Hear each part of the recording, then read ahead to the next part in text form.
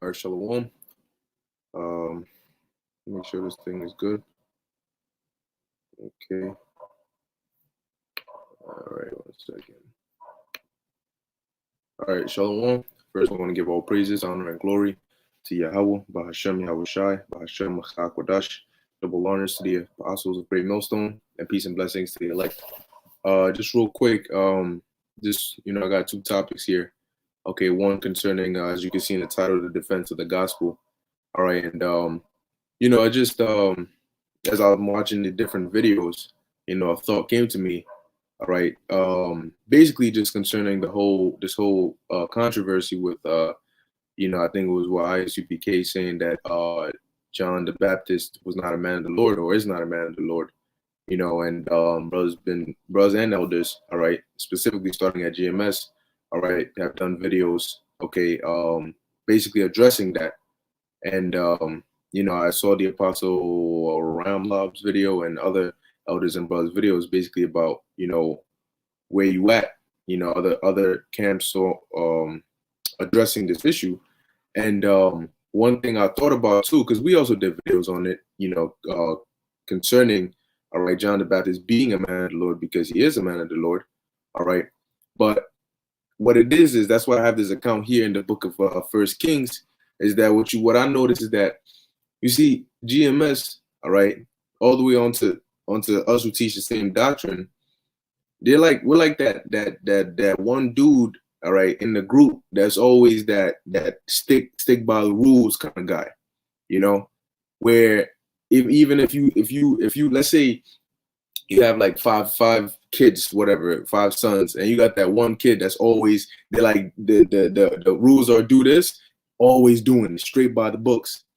And when the other kids try to, do something else or try to be sneaky about something, he's the one dude that blows their spot.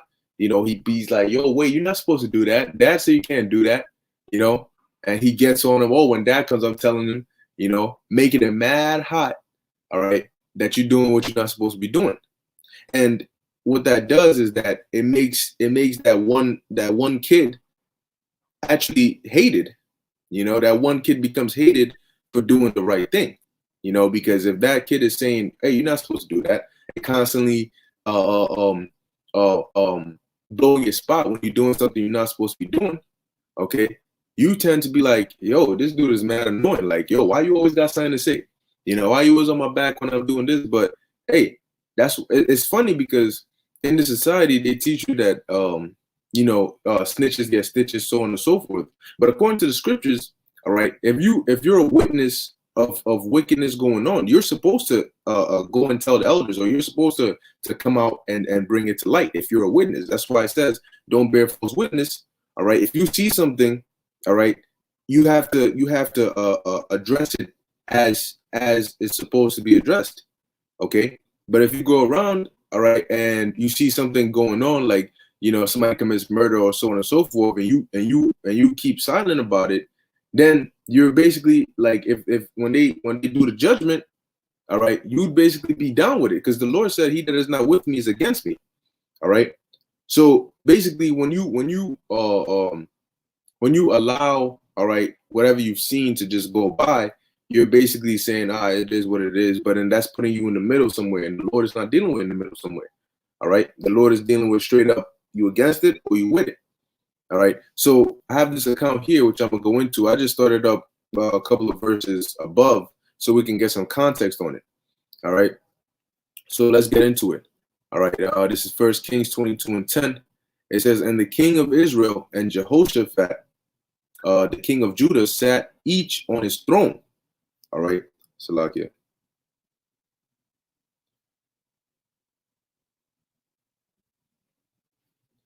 All right, it says, "Sat each on his throne, having put on their robes."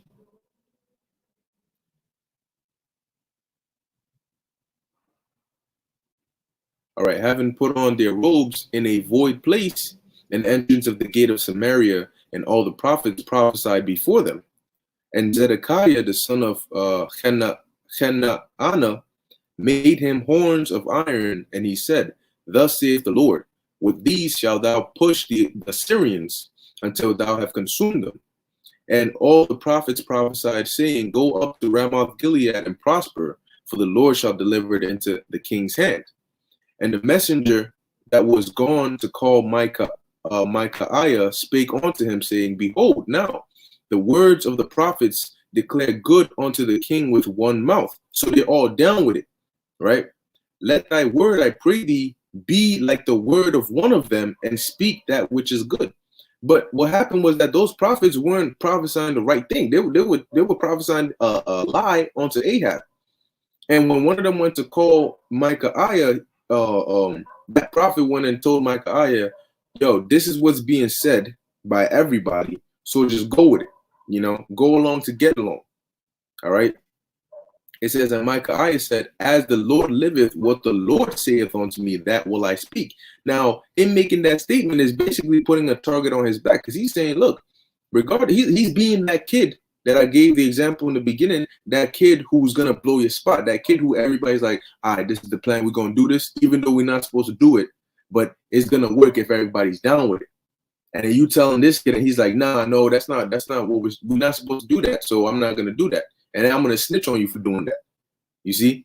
So that's what it is when people come out with wayward doctrines, all right, and we address it, okay, and we get on them, we're playing the role of that kid who's doing what he has to do, but because everybody else is trying to is down with not doing, all right, or doing what they're not supposed to do, they then tend to hate on the kid, They're like, oh, you're quote unquote goody two shoes, But hey, in this truth, you got to be a goody two shoes, all right?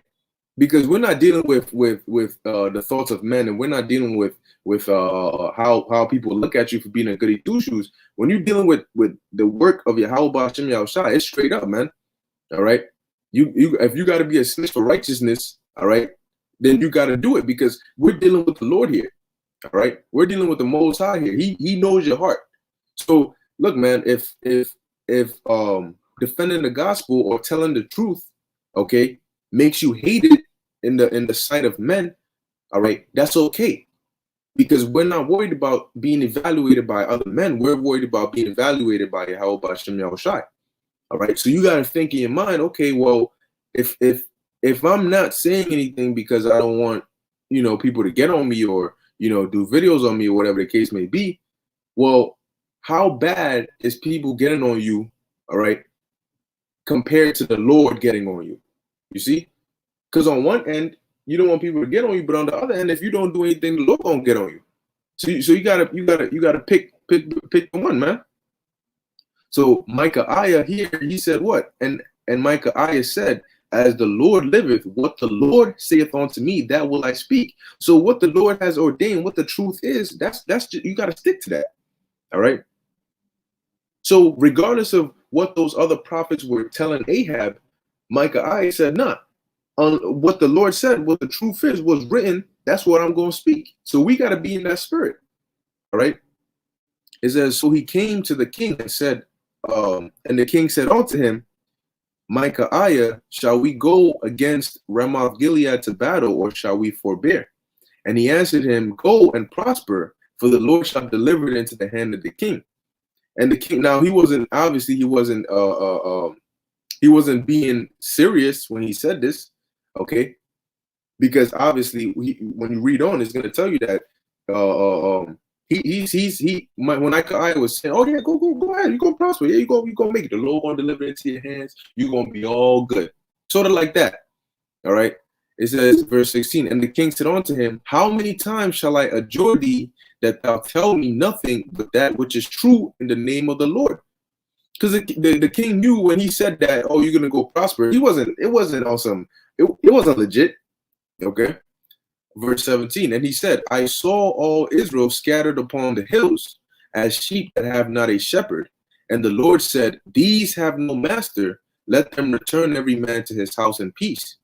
And the king of Israel said unto Jehoshaphat, Did not I tell thee that he would prophesy no good concerning me, but evil?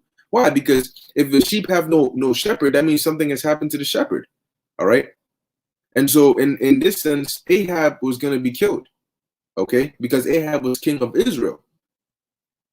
It says, so that's why Ahab was telling Jehoshaphat, look, I keep telling you, this guy, all he does is say bad things about me. All he prophesies is negativity about me. All right. Now it's the truth, but I mean, if it's against you, you're not trying to really hear that. All right. Verse 19, and he said, hear thou therefore the word of the Lord. I saw the Lord sitting on his throne, and all the hosts of heaven standing by him, which are the angels, standing by him on his right hand and on his left, because you have right hand angels and you have left hand angels. All right. And the Lord said, who shall persuade Ahab that he may go up and fall at Ramoth Gilead? See, so the Lord was basically setting up a hit for Ahab, but he's saying, okay, this is how we're going to do it. We're going to have a council and see how we're going to put this guy to death. Okay. So who's going to go? And we're going to keep reading. Who's going to persuade him to go to his death, basically? Because the Lord had already set it up that Ahab was going to die, all right, at that battle. It says, and one said, so the Lord, after setting it up, says, okay, this is how we're going to play it, all right? I need you to get him here at this time so this can happen to him, all right? It says, and one said on this manner, and another said on that manner. So one is saying, oh, I'm going to go do this. Oh, I'm going to go do that. Oh, I'll do this. Verse 21, and there came forth a spirit and stood before the Lord and said, I will persuade him. And the Lord said unto him, wherewith? So how are you going to persuade him? And he said, I will go forth and be a lying spirit in the mouth of all his prophets. So the Lord can put a lying spirit in the mouth of prophets, all right, to where you're going to be prophesying a lie, all right? And sometimes the Lord does it to where he puts a lying spirit, all right, in the mouth of certain men to come out and say certain things, like people talking about John the Baptist wasn't a man of the Lord. That's a lying spirit in their mouth. Okay. Now, sometimes the Lord will do that to test to see if he puts this stumbling block here, who's gonna move it out the way? You know, because you got to keep in mind, look, you're if you assume that, okay, there's a big ass stumbling block that was just put in the way, everybody has eyes. So if you're going, you should see the stumbling block. You should be able to step over it. And if you assume that you don't move the stumbling block out the way, somebody is eventually going to trip on it. And if you knew that it was there and you left it there, then you're going to be at fault as well. And so that analogy is to represent, if you hear somebody going off, all right, and putting a stumbling block before the sheep, guess what? You can't just assume, well, people should be seasoned enough to know that John the Baptist was a man of the Lord, so I'm going to just leave it at that. Because then you're leaving the stumbling block there. And if somebody, let's say somebody, because remember, people who are in the world, Jake, in the world, they're blind. They're now just coming in. So when you first come into the truth, a lot of the first few things you hear, they stick, you know? So if you're saying, well, everybody should be able to just go over it, guess what? If somebody trips, you had the opportunity to move that block out the way by addressing it and saying, no, that's not true. That's a lying spirit. That's the scriptures say otherwise. And then you show the scriptures that say otherwise. So when people get there, that stumbling block can be moved out the way. All right, because multiple people are addressing it, and it's putting a spotlight on it. It's making it hot. Once again, going back to the example I gave about that goody two shoes kid that's always following the rules. Guess what? When somebody's not following the rules, he makes it hot to where everybody comes. Oh, yo, you're not doing what you're supposed to do. Hey, look, that's you know. And what does that do? That makes him hated. All right. And that's why when the prophets came, people would be, oh, here comes the prophet. Are you coming in peace? You know, or you coming with bad news? An example here being Ahab. All right. So let's keep reading. It says, actually, real quick, shalom to those on the comment board. Measure thou the time diligently, Luke 12:48. But he that knew not and did commit things worthy of stripes shall be beaten with few stripes. Right. So back to the example, if you weren't able to see the stumbling block and you tripped over it, all right, and you fell for it, and you went and taught some BS, you still gonna be judged. All right. But it says, for unto whomsoever much is given, of him shall be much required. All right, because as the saying goes, with great power comes great responsibility. So having this knowledge, all right, it's not for you to be a napkin nigga and hide it in a napkin somewhere. No, you're supposed to have this knowledge, okay, and use it not only to teach, all right, going on the offense and teaching this word, but also on the defense, all right, and maintaining this word's purity, all right. It says, and to whom men have committed much, of him will they ask the more. Okay, so the Lord has committed to us, okay, this truth, the true doctrine, and so you can't just sit there and just, all right, whatever, it's the truth, so I'm gonna just leave it at that. You gotta let the light shine, man. And if somebody's trying to block that light, you gotta shine brighter. You gotta overshine them. So let's go back into 1 Kings 22. Where we at? 22. It says, and the Lord said unto him, wherewith? And he said, I will go forth, and I will be a lying spirit in the mouth of all his prophets. And he said, thou shalt persuade him and prevail also. Go forth and do so. So the Lord gave the angel leeway to go ahead.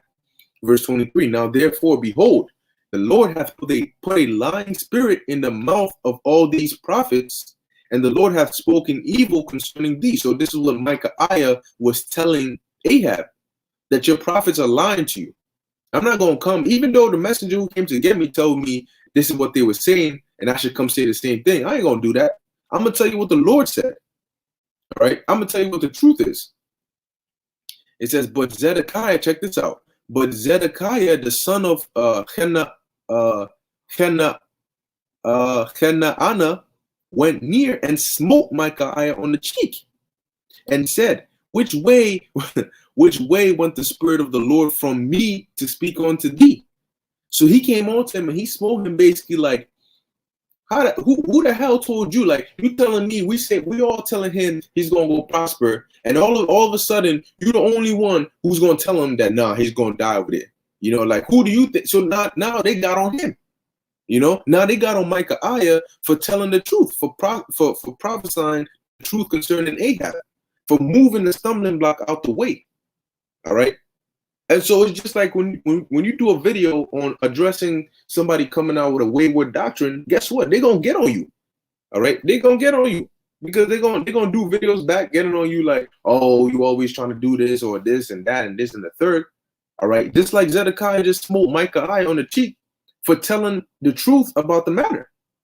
Okay, but Zedekiah and the rest of the prophets were prophesying a lie, which was a spirit sent by the Lord. Okay, so this is what the point I'm trying to make is this is the reaction, all right, that Micaiah got, all right, for prophesying the truth and not just going along to get along. And that's what when watching what's going on right now, all right, that's what it looks like, all right. The true men who are getting on those who are bringing out false doctrines, all right, in the spirit, all right, we're like that Micaiah. And the reaction is like, oh, you know what I'm saying? Like, why you blowing up the spot kind of thing, you know? But according to the scriptures, man, the Lord didn't set us up to come out here to go along, get along. No, he set us up, all right, to do what must be done. And the scriptures say that continue thou in the things which thou hast learned, all right, being assured of whom you learned it from. So even if everybody else falls off, what you know to be the truth, you got to keep on going in that path, man. What you know to be the truth, you got to stick by it. Even if people who taught it to you are not in it anymore, look, you have men that are set up to show you the path, all right, to your house shot. Okay. Now you might start crawling, then you start walking, then you see the path you got to take. At first you're following them, all right, and then soon you get to a level where you can see the path that they're taking. You got to keep following that path. Because in front of them is your shot. So even if they were to steer to the left or to the right, you have to follow the path they showed you to your shot. Your shot is the goal, not the man in front of you, but your shot. You need that guide. The guide is there to what? To guide you to where you need to go. All right. So that's why it says, continue thou in the things which thou hast learned. All right. So yeah, that was pretty much it on this. All right, that's the point I wanted to make. Now I'm gonna move on. We're gonna switch a little, all right, you know, some prophecy. All right, some modern news, you could say. All right, now this is an article, all right, that one of the brothers had put in the chat here. It says FEMA preparing for possible coronavirus emergency declaration.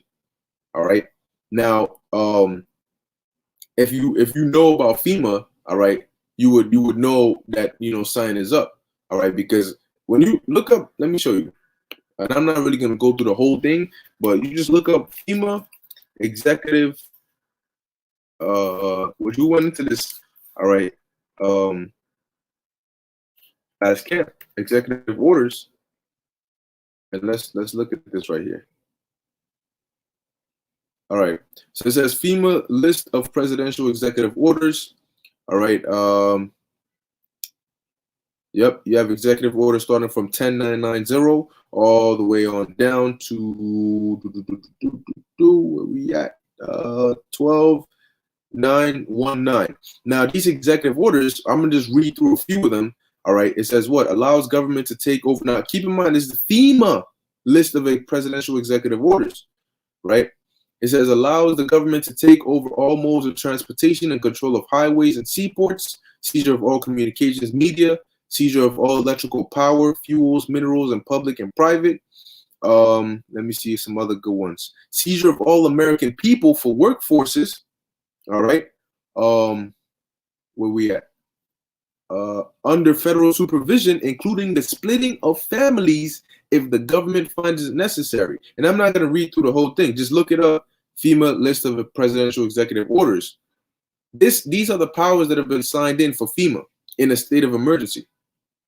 All right. Now you got to keep in mind, what does the title say? FEMA preparing for possible coronavirus emergency declaration.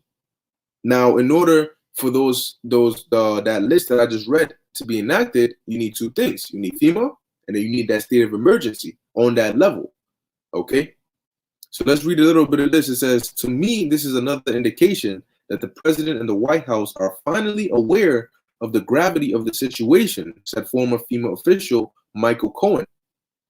It says here, Washington, the Federal Emergency Management Agency, which is FEMA, is planning for the possibility that President Donald Trump could make an emergency declaration to bring in extra funds and personnel to assist the administration's coronavirus response, according to internal documents obtained by the NBC News. Now, check this out, right? FEMA, right? They're not going to come out and tell you this is what we're planning to do once we're put in power. No, they're going to come out and tell you this. Oh, it's for bringing extra funds, adding personnel to combat this coronavirus, right?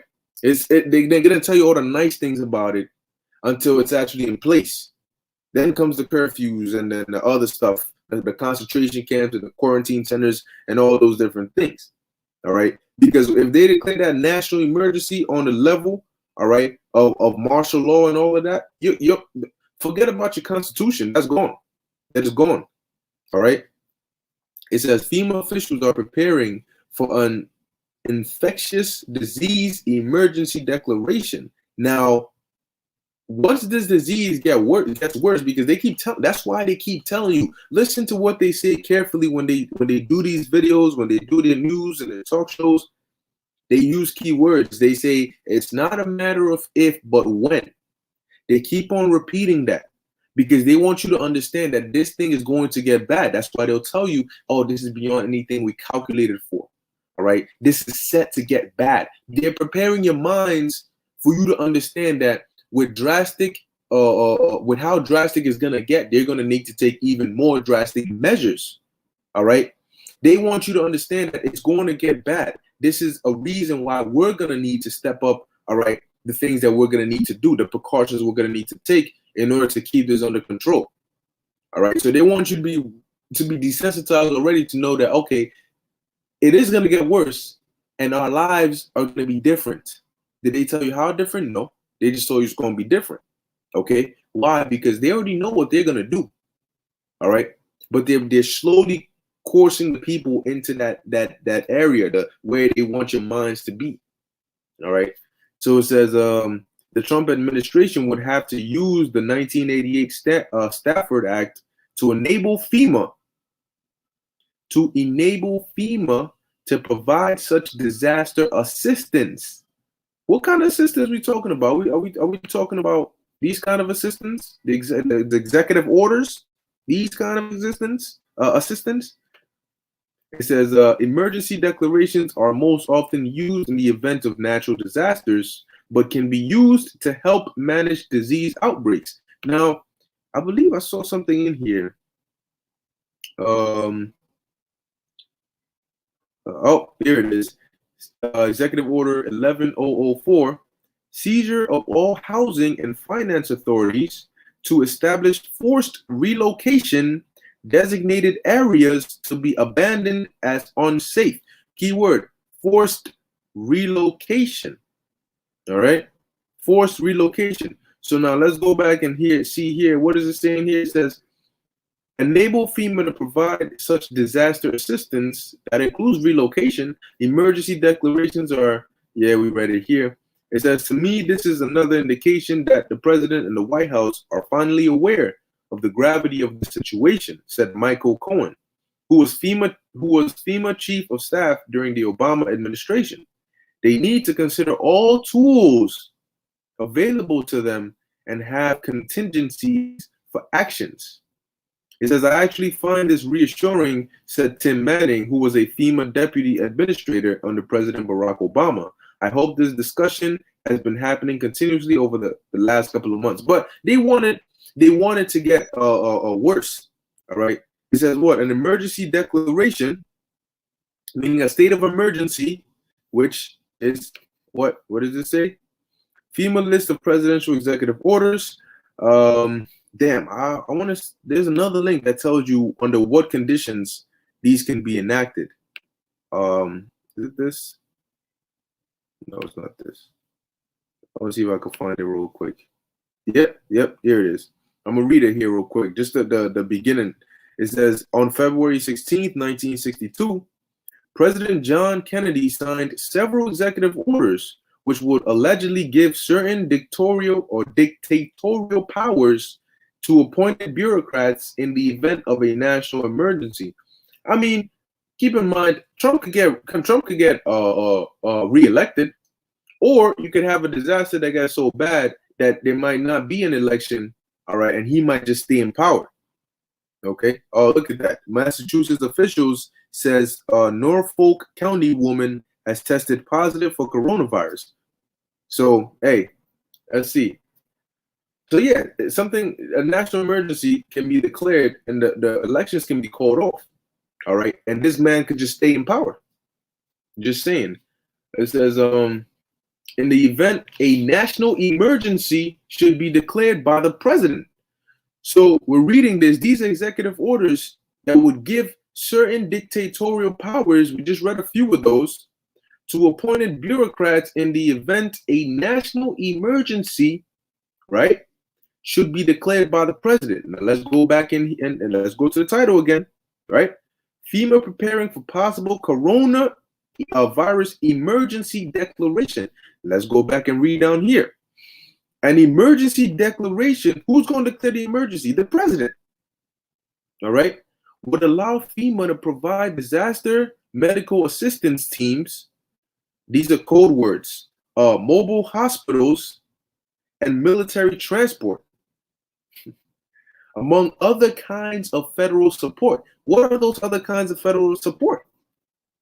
All right, so a national emergency should be declared by the president, whichever president is sitting in office at the designated time, at the president's discretion in any time of increased international tension or economic or financial crisis. All right, and this virus can count as international tension or a crisis, a form of a crisis. And this virus, you've seen what it's doing to the stock market.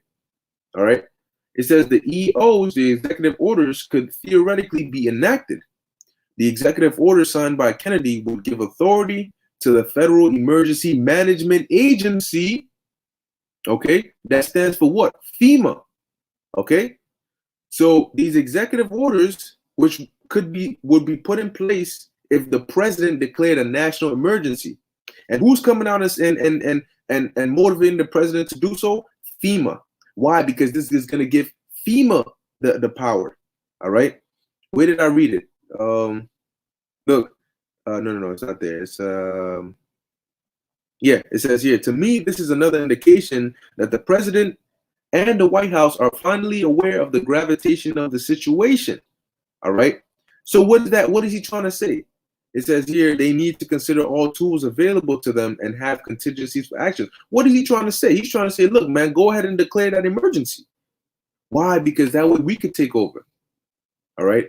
So I'm going to read this part again. It says the executive orders signed by Kennedy will give authority to the Federal Emergency Management Agency to control. All right. This is FEMA. So FEMA is going to control what? Communications, energy, food, fuel, farms, transportation, highways, railroads, inland. So that's your second Ezra's 15th chapter, around like the 16th, 17th verse. Man shall desire to go into the city and shall not be able. Guess what? They're going to have control of your transportation. That means your brand new Lexus, your beautiful Honda Accord. That's all. That's no more of that. All right. It's all going to be in power of FEMA, including the food. All right. The food rations, all in the power of FEMA. Your electricity, all in the power of FEMA. Your radio towers for communication, all in the power of FEMA. All right. It says waterways, railroad, inlands. You ain't getting nowhere. You ain't gonna go to the airport. You ain't even gonna be able to leave your city. It says and seaports, health, education, and welfare. So your schools, your hospitals, all right, welfare. It says draft citizens into workforces under government supervision. Relocation of populations. Where are they gonna relocate you to? You think they're going to take you from your house and put you in another house? No, they're going to put you in a FEMA camp. All right. That's what it means by relocations of populations, man. Designates areas to be abandoned as unsafe. Oh, we're going to get you from that area you're quarantined in because it's not good. And we're going to take you to this quarantine center or this concentration camp where we can give you the necessary provisions, all right, and rations. But make sure you have your chip. Okay. It says to be abandoned as unsafe, relocates communities, and controls all public storage facilities. All right. Let me read here. It says on February 27th, 1962, Kennedy signed Executive Order 11051, designating FEMA as the authorized agency to implement the above orders. So now does it make sense to you when you hear FEMA getting involved in this? All right. It says which authority can be redesignated by the original authority. Let's read one more. It says President Nixon signed Executive Order 11490, combining all the above to be enacted in one fell swoop. On July 20th, 1979, Carter added a few minor amendments to them, and in June 1994, the President Bill Clinton signed Executive Order 12919, which appears to encompass all the executive orders, right? Check this out. So that means that all these executive orders can all be given to FEMA, all right? FEMA can do this, okay, if the president declares that emergency, that national emergency, and then FEMA takes control, okay? Let's keep reading on here. We have found no executive orders that will nullify, meaning make it void, any of the above. So it appears they are all considered to be on the books at the time of this posting. So these executive orders, they still there.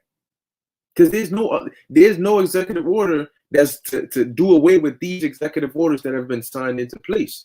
Now, that should make you think, okay, wait, why do they have such executive orders here?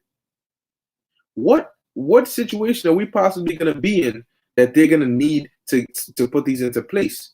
And mind you, when they signed these executive orders, everything was all good. So you're signing orders for in the time of chaos, but we're not in the time of chaos yet. Are you planning to put us in a time of chaos? This should make you think. All right.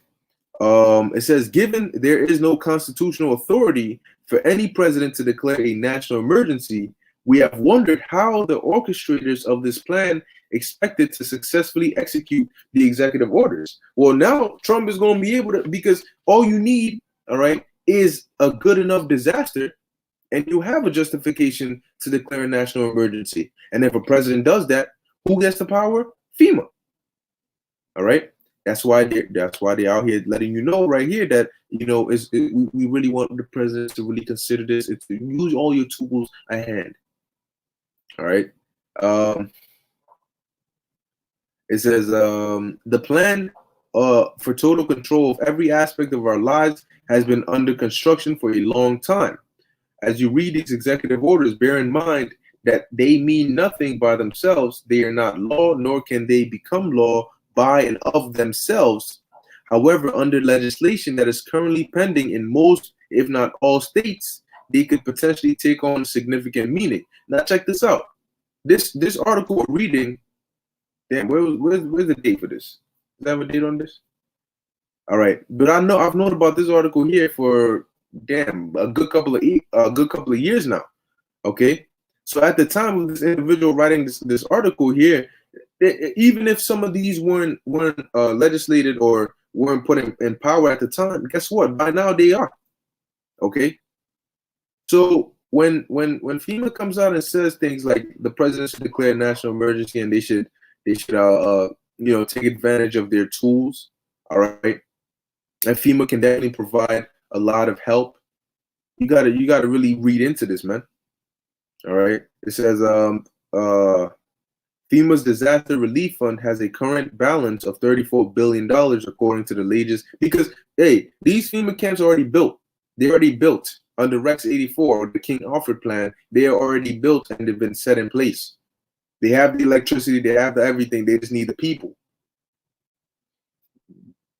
It says it's money that's sitting there and ready, said another former FEMA official. So now, if you want to get access to this money, you have to enact that disaster and allow FEMA that control.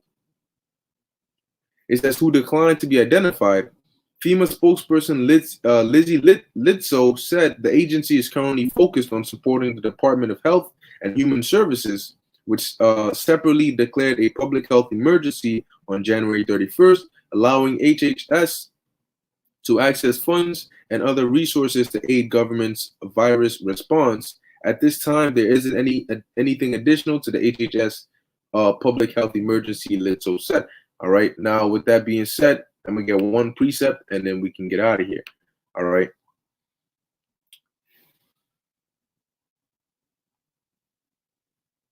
And it's funny too. I was just at Rite Aid, and I heard this dude asking one of the cashiers, "Yo, where can I find the hand sanitizer?" Dude said, "Nah, we sold out. We ain't got no more hand sanitizers, man." He's like, "Oh, damn, that's great. I know, but when y'all gonna get some in?" He said, "Maybe like a couple days from now or so." So let me ask you something. With all these hand sanitizers that they selling out, do you think they're producing enough, all right, to restock like that? What happens when they tell you, "Well, I don't know when we get our next shipment," you know? Right. So let's get this. This is Revelation 12:12. It says, "Therefore rejoice, ye heavens, and ye that dwell in them. Woe," meaning destruction, "to the inhabitants of the earth." Who are the inhabitants of the earth? Us. We are the ones on the earth right now. "And of the sea, for the devil," all right, "the deceiver, is come down onto you, having great wrath, because he knoweth that he hath but a short time." Okay, that's why they're getting ready for all this. They're getting ready because they want to enact their Agenda 21, their New World Order. Okay, so hey, just watch out, man. All right, watch out for these articles. Watch out for the news. All right, and see what's how they really trying to play this, man. Okay, because this year definitely might not end the same, man. All right, so hey, with that, I'm gonna end it here. Okay, Lord's willing, this will edify unto the elect. I want to give all praises, honor, and glory to Yahweh, Ba'ashem Yahweh Shai, Ba'ashem Rachak Kodash. Until next time, Shalom.